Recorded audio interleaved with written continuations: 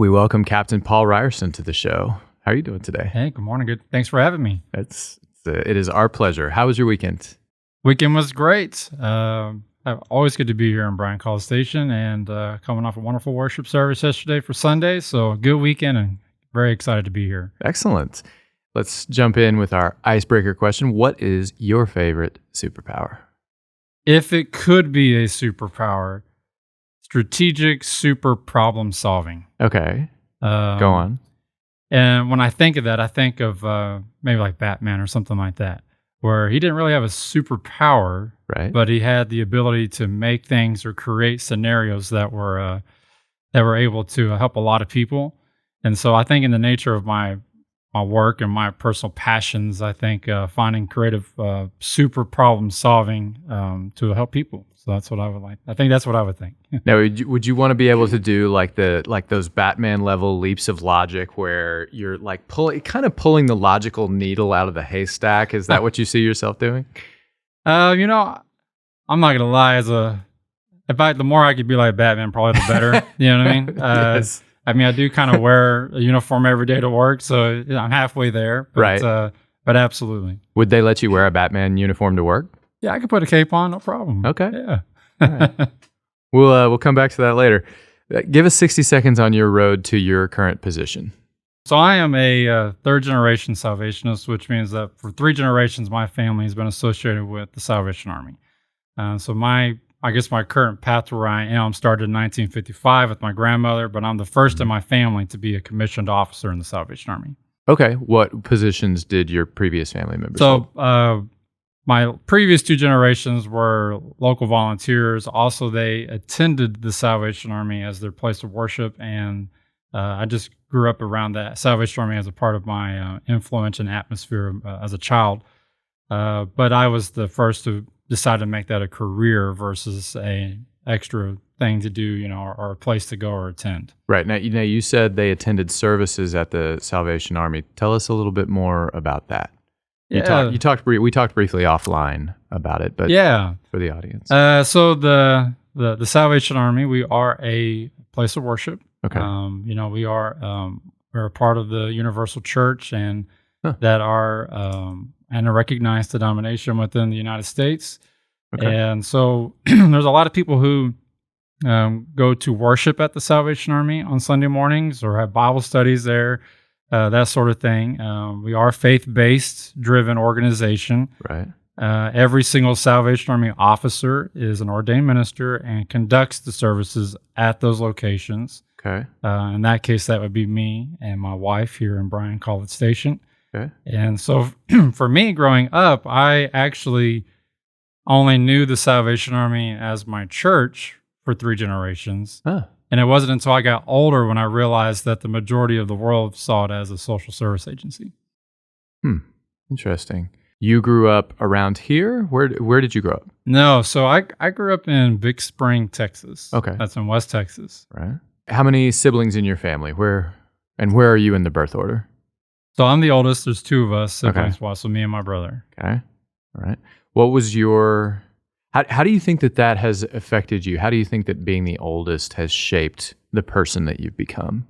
Oh, absolutely shaped. Being the oldest, I think naturally you kind of become the leader, Mm-hmm. the protector, and sometimes the provider. And when it comes for my family, and so it definitely has shaped who I am today for sure. It's really interesting. I agree with what you're saying. In my family, I don't think that we necessarily keep to the birth order stereotypes, except when we all come back and are in the same room at the same time. My brother's very, I guess, like kind of an alpha male, like very go-getter type. But when we get together, he tends to and he's extremely successful. But when we get together, I feel like he is a little bit deferential sometimes, and it feels a little odd to some degree that he seems to take his cue from me sometimes. I hope he won't be offended by me saying that. But But yeah, it's an interesting thing. What was your first job? My very first job was at 15 years old, Yeah. going into 16 that summer, and I was a dishwasher at the Salvation Army summer camp here in Texas called Camp Poblitzel in Midlothian, Texas. I spent my summer there, and I washed dishes every day. So you got started with the Army pretty early, the Salvation Army. Yes, that's right. Yes. What was your greatest challenge as a child? I think for me, my greatest challenge would have been growing up without a father. Okay. And I think that results back into to maybe why, as being the oldest sibling, played a significant part of my development. But we did, it was my mom, my brother, and myself, us three growing up. Is there anything specific that you can point to that you feel like comes specifically from that? In terms of how you live your life and things that have been important to you as an adult, or even as an adolescent, that obviously that's something that would have a big impact on anyone, I think. But how do you think that's manifested in your life? Well, certainly, growing up without a father in the household definitely shapes a child, without a doubt. Right. The child may not know it at the time, but as you grow up and you develop into, in this case for me, into manhood and then becoming a family man myself, it certainly shapes the perspective of what fatherhood means. And I didn't grow up thinking it was necessarily as a weakness, or I didn't use it as a crutch or anything like that. No. But I remember the day my son was born and that feeling that I had, and I thought, man, that's an excellent feeling. And I would hope so. Yeah, I can't explain it. I would take the rest of the podcast to explain that feeling, but it's an excellent feeling. And I'll be there soon. Daughter, not a son. All right. Can't wait. Yeah, it's awesome. And just that holding your child and keeping them close and understanding you're the provider, protector, this sort of thing, and it shapes the absence of a parent growing up. I think shapes the importance and the value of what it means to you when you become a parent. Because I remember, my father left my family when I was 2, and I remember when my son turned 2, of course, my son won't remember this, but I remember holding my son, going, "Oh, that's how old I was." Right. And so you asked, how does it shape? Right. For me, that my son will never have that feeling. Right. Yeah. And then are there specific moments where you think about that and where you think about this is where I get to be what I didn't have? Like, is there a particular situation where you feel that particularly strongly? Does that question make sense? Quite honestly, when it comes to like talking about not having a dad or a parent or whatever, right? For me personally, and I'm talking on a personal level here, is that God can do mighty things and wonderful things. My dad did, by his choice, leave my family growing up. Right.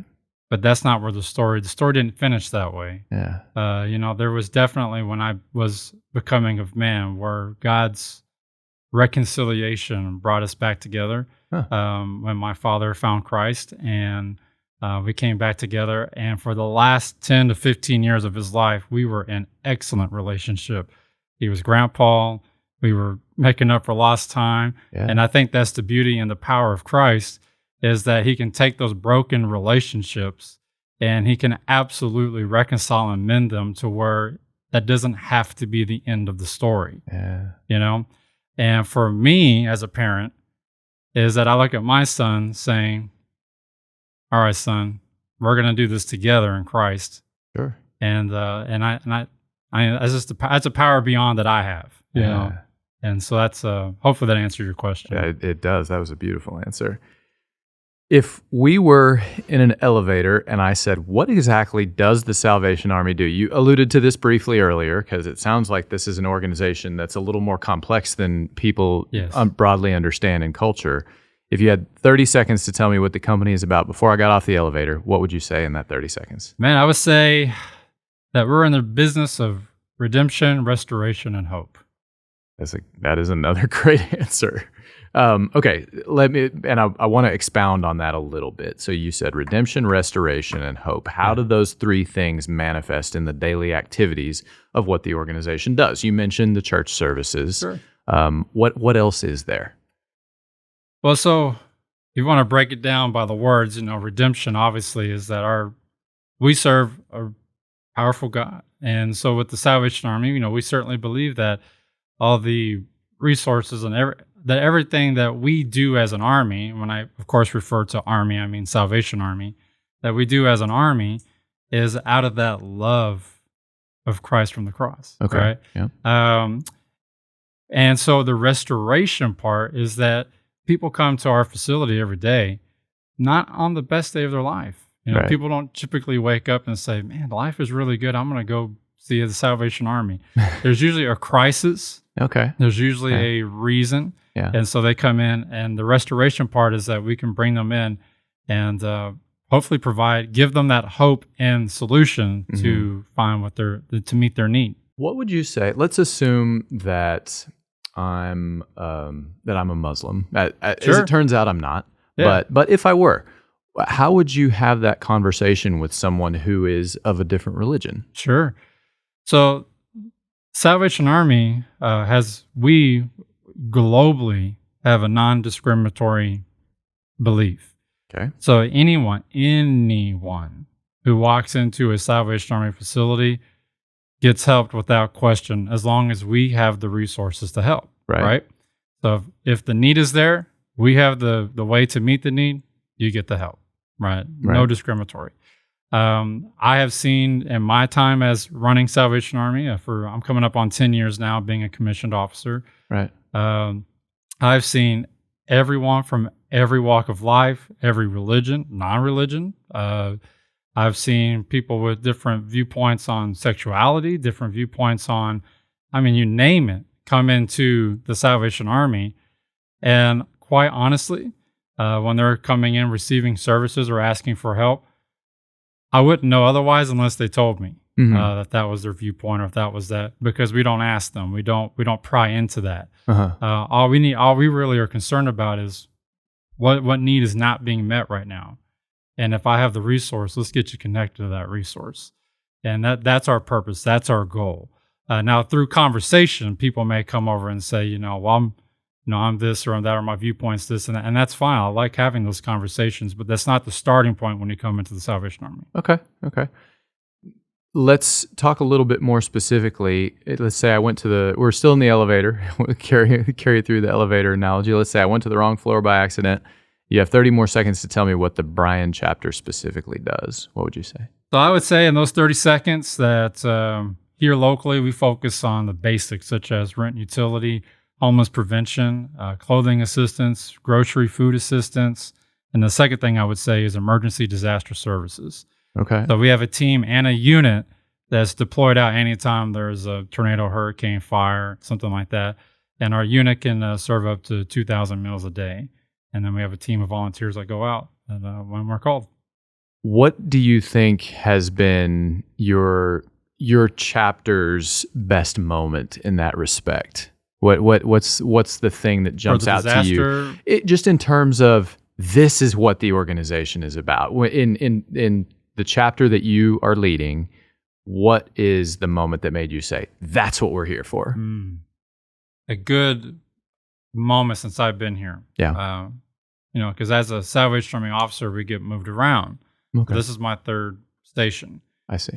So I came here in 2016, summer 2016. Yeah. And since arriving at Bryan College Station, one of the highlights would have been during Hurricane Harvey, when the storm was moving in and the hurricane was coming in to the coast of Texas. Our headquarters, which is in Dallas, gave us the call saying, "Hey, you're being placed on standby." Right. And so we get the team ready to go. And I think it was seeing the number of people, volunteers, non-volunteers, who were contacting and calling us. How can we help? How can we get ready? How can we be a part of this? Right. And then as soon as the storm made landfall, how they just went into action. So our unit went down to Houston, So it was there for months, serving 3 meals a day. And we had teams at 14-day deployments having rotations. They would go down for 14 days and rotate out, in and out, in and out, in and out. And the number of people that were just willing to take time off of work, take time of, whatever it may be, to go and do that was absolutely astounding, because that's something that's within a person to want to go and help and be a part of a recovery effort like that. And for the Army, for the Salvation Army to be the medium, the venue that you can perform that and make a difference in someone's life, that's a special moment for me. I have 2 follow-up questions to that. The first one is, you mentioned that the deployment lasts 14 days. Is there a reason that made them choose that interval of time versus 10 days or 3 weeks? Or? Oh, I could definitely tell you that Salvation Army standard policy is 14 days. And the reason why is on day 15, you're pretty loose. It's 14 straight days. Right. And it's day in and day out of operating, serving 3 meals a day, depending whatever the job or the task that's given to you. It could be a warehouse manager. Sure. It could even be sitting on an incident command team where you're looking at logistics and all that sort of thing. But 14 days is typically the human's length of being solid, productive, and not have something fall through the cracks, and that could cost something later in the future, right? Okay. So 14 days is when we rotate in out all positions. Right. So that's where that comes from. And then the other question was, you used the phrase deployment. You are a captain in the Salvation Army. And then there was something else that you said earlier that sounded very military themed. Oh, the fact that you are moved around and you're restationed. Why the military paradigm for how the organization functions? So that goes back to our founding. Okay. And it happened totally by accident. Oh. In fact, when the Salvation Army started, that wasn't our original name. Oh. We started in 1865 in Victorian England, in London. That's home base for us. Oh.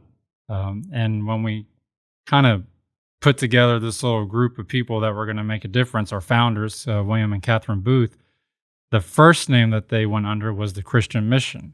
Okay. And their purpose and their focus was, of course, to meet basic human needs. Right. And then William Booth himself was a traveling evangelist. Okay. And so he felt as a part of his personal conviction to meet basic human needs in mid-1800 England. And so the Christian Mission was born, and it wasn't until 12 years after the organization started in 1878 that we became the Salvation Army. Okay. And that was just, again, by accident, with our founder, who was a huge believer, even from the early days, 100 years ago, right, is producing an annual report to our donors, to the public, showing the public how much money we raised and what we spent it on. He was because again of his faith and his conviction, was very big on transparency, right, making sure that we are accountable for every dollar that's coming in. So good policy. They were editing the annual report for that year, and the editor, kind of at the beginning of the paragraph, top of the report, referred to the Christian Mission as a volunteer army. Oh. And his oldest son, William's oldest son, Bramwell, who was kind of looking at the article, called his dad over and said, "I'm not sure if I like the wording of volunteer army." "Well, why is that, son?" And he told his father, "Well, I'm not a volunteer. I'm a full-timer. This is what God has called me to do." Right. So in a moment of inspiration, his father grabbed a pen and marked out the word volunteer and wrote in the word salvation. Huh. And in that moment, the Salvation Army was born. And so he adopted the military theme, which was very widely accepted and known at that time, especially in England. Right. So his kind of volunteers became lieutenants and captains, and he became the general. His son became chief of the staff. Why not? Okay. And it just kind of stuck, and it works. It works. So how far does that go? Like when you have meetings, do people stand at attention? I'm only asking because I don't know. Like, how far does it go? Not that far. Okay. So the military part really is just in the organizational structure. Okay. Right. So it's not necessarily in the organizational practice. In other words, when I walk in, everyone's at attention, is saluting, all that none of that stuff happens. Right. Okay. Really, it's just for the organizational structure. We do have in the Army, 7 officer ranks from lieutenant all the way up to general. Right. And those ranks are given to us basically for years of service. Okay. So as a captain, that means I've been lieutenant's a 5-year rank, captain's a 10-year rank, and then so on and so forth. And so that's really what that means. But the structure of the Army is very military, such as the officer corps, like myself, get moved based on organizational needs. So my commanding officer, who's a colonel, can call me and say, Captain, we're needing to move you to here because we need you there. Okay. And we can do that. So that structure is military, I guess you can say. Right. So we talked a little bit about best moments. What's the hardest part of your job? I think the hardest part for my job will be seeing those, giving your all, giving your full heart, your passion, and still watching someone struggle. Yeah.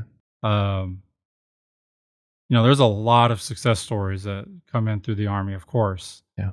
But there's every now and then you just have that one story that just pulls at your heart, and you scratch your head, and you're figuring you're trying, but it's those moments are the hardest, I think.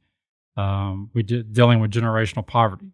Yeah. Dealing with outside forces on a family that is uncontrollable. Yeah. That not even the Salvation Army can make it. You know what I mean? So it's like those moments are your heart sinks. And I would say when those moments happen, that's the hardest, I think, part of my work. Yeah. What do you envision for the future of the organization? Do you feel like there are any threats to the organization? Are there any functional weaknesses that you guys are trying to address? So I'll address first what I envision for the future. Right. And I would envision being ready for the next industrial revolution. Okay. The Army was birthed out of the slums of Victorian England, right, when homelessness, lack of employment, and human needs hit its absolute peak during the Industrial Revolution. Right. And at that time, as technology made life easier and quicker, it did come at a cost of thousands of people losing their jobs that were now being performed by a machine. Okay. And the Army was birthed out of that because we saw poverty at an all-time high, and that's what moved our founder to do something. Okay. Right, to figure something out. And I think, and leadership in the Army as well, think that we're on the peak of another industrial revolution. We already see some of the early things happening, such as when you go to a restaurant, you're using a machine. When you check out at a grocery store, it's through self-checkout. It's a machine. Right. And so right now we're in the peak of another industrial revolution where a lot of jobs are going to be taken by technology. Now, technology evolves to, of course, help humankind, and that's, that sort of thing. I have no problems against technology. But as a Salvation Army, we're preparing and being ready for that next wave. And it either be new job training, be it new just servicing and helping individuals get to that next point in life. But as I see in the vision for the future is just to be prepared and be ready for when that next industrial revolution hits. You said new job training a moment ago. What does that entail? Well, the Army's been very involved in employment and job training throughout its history. Oh. In fact, our founder's belief was to not just give something out for free, just to hand it out. Right. His belief was to train and educate so they can go to work. And that's been a part of our organizational structure, belief system since early on. So as new jobs develop, we, the Salvation Army, even here locally, we try to connect individuals to either job trainings that are already taking place or bring people in to our facility to offer vocational type work or training and that sort of thing. So that way they can go and get employment. And actually, believe it or not, here locally, one of the top reasonings why people don't get work or have a hard time finding a job is that they don't have identification. I would not have guessed that. They don't have a driver's license or ID, birth certificate. we've seen several scenarios where an apartment fire happens and you lose all your documents, right? And they get the circle around, which is, okay, well, you got to have this to get this, but I don't have that, or you got to get this to get that.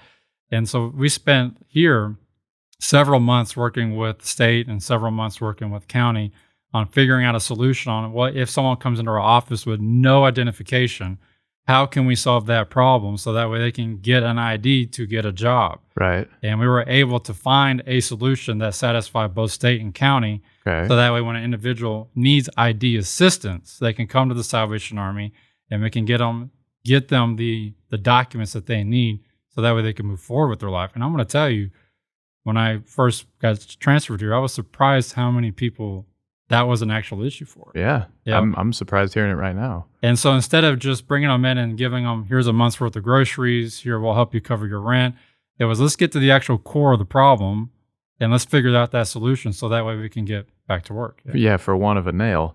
What was the solution, out of curiosity? What did you guys do? You said you found something that satisfied county and state. What was it? Well, really what it came down to was just having the Salvation Army be vetting or solidifying that the individual is who they say they are, so we can bring them in, right? And then we can bring them to, say, DPS or anything that can provide an actual document. And as long as through the Salvation Army that we endorse that person, then the state can actually then take their case and then start really taking it and helping them find that ID or that solution, be a birth certificate, Texas driver's license or whatever it may be. But we did go on a little circle around for a while, but finally we're able to get everyone on the same page where through the Salvation Army we could bring them, and we would bring them there, and then we can sit down and then it boils down to some paperwork and that sort of stuff, bureaucracy stuff, but the Salvation Army, by bringing them there, they'll allow them to start the process. Yeah. Okay. So the question of being, maybe what are some future or potential threats for the organization? Right. So I think when it comes to a potential threat to any nonprofit, such as the Salvation Army, I think some of the potential greatest threats will be inspiring the next generation. Okay. Be it through their, like the next generation of donors, be it through their income or through their time. Right. And so I think that's really a very important piece of any nonprofit. Right now, the average donor is about 60 plus years old. Oh. Now, that doesn't mean that there aren't other donors that are younger or different ages. Of course there are. But just the average donor is about 60 plus years old. And this is because this particular generation had seen the Salvation Army in action during some really significant periods of our nation's history. Right. Such as World War II and the Vietnam War, where the Salvation Army played a huge part in the war effort. Right. We were one of the few service organizations or nonprofits that was given permission from the United States government to be on the actual war front. Oh. And to serve the troops, particularly like in World War II. We sent Salvation Army personnel to France, to the war, and served coffee and donuts to the troops there on the battlefront. Some of my favorite pictures that are just inspiring to me personally as an officer is seeing two female Salvation Army officers in the trenches, literally in the dugout trenches, ducking down as enemy fires over their head, and they're passing out cups of coffee and donuts to the troops that are in the trenches. Wow. And then behind them in the picture is a kind of like a dugout area, and there's a sign that says Salvation Army restroom, and there's a Salvation Army female officer whose job it was. She stood there at the latrine, so that way when a soldier went in to use the bathroom, she would go clean it up so that way disease didn't run among the troops. Huh. That was her job, and she did it, with that smile on her face. Huh. And I see that picture, and that really inspires me, the heart of the mission of the Salvation Army. And so, those guys come back from the war, and obviously they see the Army in that light. Mm-hmm. And there are, I think, coming into the next generation and that sort of thing, I think they're going to still be very engaged and very. The Army is still very relevant today, Yeah, of course. and what our work is and what we're doing. For example, I'll say that during Hurricane Harvey, we had 105 mobile kitchens on the ground serving. And each one of those units, those kitchens that are serving 3 meals a day, requires people that volunteers or individuals that need to be trained and put on those units to go serve. And at the end of Hurricane Harvey, the Salvation Army served just about 1 million meals to Texans throughout that recovery effort. And as a Salvation Army officer who's in charge of an operation like that, who sends out units like that, I think that's something that today's generation is very interested in and very engaged in. How can I make a part and be a part of that? I think back even to 9/11, when that tragedy happened, that the Salvation Army was the only nonprofit service organization that was allowed by the federal government to bring our units to the Pentagon to serve the first responders. And when I see that, when I think of that, I'm reminded, of course, of the trust and the reputation, the history of the organization before us, that those who served in the Army leading up to today. But I definitely think that is something that today's generation will want to be a part of. And honestly, as a Salvation Army, we're needing it. It sounds like a lot of the way that you've drawn people in over the course of decades and centuries of service is just by setting an excellent example. As you deal with how to bring in millennials, bring in Generation Z, is there a way that you've changed the organization's approach beyond just setting a great example, which it feels like is something that the organization's always done? I have a strong passion for millennials and Gen Z. I really do, because this is a generation that's rising up that, in my opinion, really feels like they want to be a part of something that's making a true impact and difference, right? I know they get a lot of flag and that sort of thing, but from my experience, when they come on property, when they volunteer, when they are engaged in the work of the Army, they're some of our greatest workers, because when they're focused, they truly want to follow through and see it to the end. And they want that experience, that moment of, I made a difference and impact. Yes. And that is and the Salvation Army can offer that venue, offer that avenue for a person to experience true impact in someone's daily life. So yeah. So then is your message to young people, you can change the world a little bit at a time? Like, are you focusing on the impact that they can have on the community around them? How do you pitch that? Does that make sense? This probably won't go on air, but I'm going to tell you that most people I deal with are Aggies. Okay. And they're pretty self-motivated. Sure. And so a lot of the pitching for me isn't necessarily to convince you to make a difference and how to make a difference. Right. It's most of millennials and Gen Z are coming to me saying, I'm already motivated. What do you have? Okay. How can I be of service? And that's the opportunity where we as a Salvation Army can say, I got just the thing. Come follow me, Right. But in my experience, I've found that most of them are already motivated to make a change and make a difference. Right.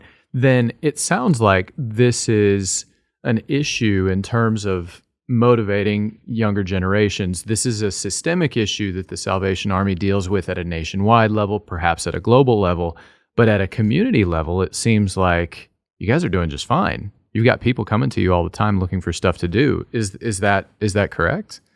I would say here in a college town location, yes. I would say that, we do have, we got a lot of people coming knocking on the door. Hey, what can we do? How can we help? Okay. And I think that's a resource, say, the Bryan College Station chapter has that maybe a lot of Salvation Armies don't have. Yeah. Particularly in communities that maybe don't have like a large public university such as Texas A&M or anything like that. Yeah. And then I would say definitely it's a struggle in those towns and those communities, absolutely, without a doubt. Okay. Is engaging all generations really for the work of the mission of the Salvation Army. But you're right. In this town, we are very blessed to have this resource literally in our backyard, and students that are they're already coming and trying to figure out what am I going to do with my life and how am I going to make a change and make a difference and an impact, be it for profit or nonprofit. Yeah.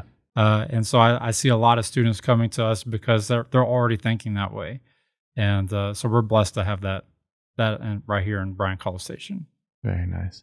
Rapid fire. What do you think is people's biggest misconception of you? I mean, again, that's just a personal thing, but I think most conception of me would be mistaking meekness maybe for weakness, or maybe. Okay. My wife could say I'm definitely a very meek, very person, but I'm very passionate. And I believe very much in what I do for a living, and very, very passionate about the mission of the Army and my personal mission in life as well. Okay. If you could have anyone as a mentor for one day, who would it be? This is easy. Okay. So as we mentioned earlier, part of my job as a Salvation Army officer is I preach and I speak and teach and that sort of thing. Right. So without hesitation, for me, it would be C.S. Lewis. I am not the first time we've had that answer, by the way. I'm a big C.S. Lewis fan. I've read majority of his writings, and currently right now I'm going through the entire Narnia series with my son. Every night we sit down and read a chapter, and so C.S. Lewis, I would just love to sit with him for a day. Most important piece of business or career advice that our listeners might not have heard or might have heard only rarely before? I would say chase after your why. Mm-hmm. A lot of people chase after outcomes. Okay. But chase after your why. Discover now what is your purpose. What gets you up in the morning and gets you excited. Right. And when you discover your why, your purpose, then chase after it. And I'm going to tell you, being as a captain in the Army, is that when you as an individual chase after your why, you discover your purpose, what motivates you, what gets you going, and stop chasing after the outcome of what you want. Right. What you'll gather is more satisfaction in life. Mm. You may not have more money, but you'll have more satisfaction because your purpose, your why is being fulfilled, and you'll have a more balanced life, without a doubt. Mm. But once you find your why, what do you do at that point? Do you say, I'm going to move from a job in, for example, I'm going to move from a job in finance to a job doing something completely different? Do you say, this would be a really good hobby for me? Like, how do you determine then what the thing is to do with your why? Or does your vocation also have to be your occupation? Is that the advice you're offering? I would say that when you discover your why, that I would certainly encourage you to try to find a career field that will fulfill your why. Mm-hmm. Right? Now, of course, a lot of us can go in and do something that we're not passionate about, we're not excited about, but it's steady, it's solid, that sort of thing. And a lot of people can find a lot of balance and satisfaction with that, and that's fine. I mean, that's great. Right. But there are people that are, you're going to work every day. It's not, you're not excited. You're not motivated. You're just doing it. Mm-hmm. And when you discover that why and that purpose, and you're able to, if you can, match it with your vocation and what you do for a living, then I personally think that, absolutely, you're going to find more satisfaction in your life, in your relationships. Your people are going to hear the way you speak. They're going to go, man, this guy's excited about that. Right. And I think that's honestly, to tell you the truth, and my personal belief is that that's God's desire for us, is to live that satisfied life, to have that peace in life, So again, I know I can sit here on a microphone and I can say this stuff real easy, but I would just say chase after your why and see where it goes. I think C.S. Lewis would agree with you. Let's push on this just a little bit farther. It sounds like one of the important things, let's say, going back to the analogy from a moment ago, if someone has a job, just say in finance, because that's the field that I work in. Mm-hmm. If you have a job that pays you well, that you don't particularly enjoy, it seems like the natural extension of the advice you're giving is, if you find something that is that's more in line with your why, but perhaps doesn't pay as well, then you would say, if I'm following your lines of logic correctly, that that person should embrace the discomfort that would come with moving to something that perhaps doesn't pay them as well, that they should embrace the possibility that they're going to have to cut back on some things in order to spend more time in their why. Is that correct? I say it might be worth the risk. Yeah. That and it comes down to what you value most in life. Right. Right. That is definitely true. Yeah. So I think once you discover that, and I think once you truly discover that, then you're not afraid to take certain risk. Okay. I like that. What is your fondest memory of this community or anything that's happened at the university? Easy. This will be back in 2017. Yeah. I had gotten a phone call 3 days before the touchdown of Hurricane Harvey. Right. And I was being appointed as the Chief Finance and Administration Officer for the state of Texas Hurricane Harvey recovery response. Okay. So that was when that phone call came, I was no longer, I guess you can say, the daily captain of Bryan College Station, but I was pulled on set on the incident command team for the state. Right. And part of my job as the chief FA was, of course, I handled the money, the money that was coming in to spend it wisely and being good stewards of it, and personnel. That was my main jobs. And as I was sitting in the office at the headquarters, doing my state responsibility, I did get a call on my table, on my desk, that said, "We've just got a call from Texas A&M." Okay. Of course, that gets me, really? And they said, yeah, they've done some type of clothing drive, food drive, that sort of thing. And they have an entire tractor trailer of donated items and that need to go somewhere. And I said, send it to me. I know exactly where. And so I was able to get in touch with that student, by the way, who led that movement. That was student driven. It was a full tractor trailer of donated items, clothes, water, everything else. And the coolest thing I will say was it was in a marked Texas A&M tractor trailer, so as you're driving down the highway. But we sent it to Freeport, Texas, and it got delivered there.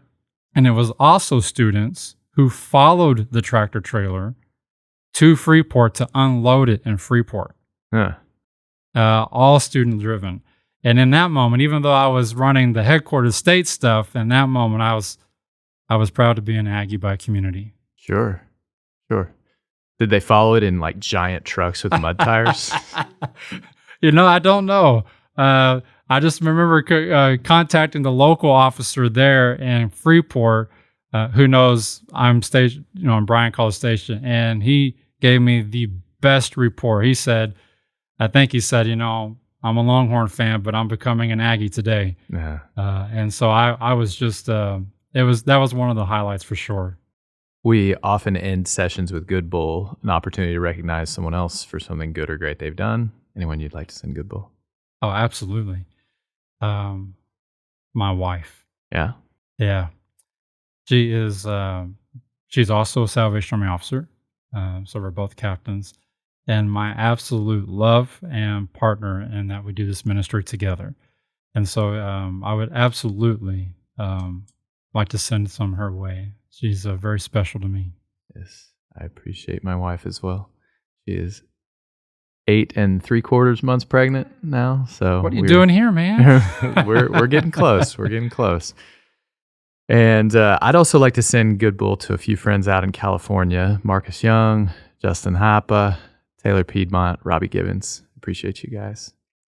Captain Paul Ryerson, thank you for your time. Yeah, thank you for having me on.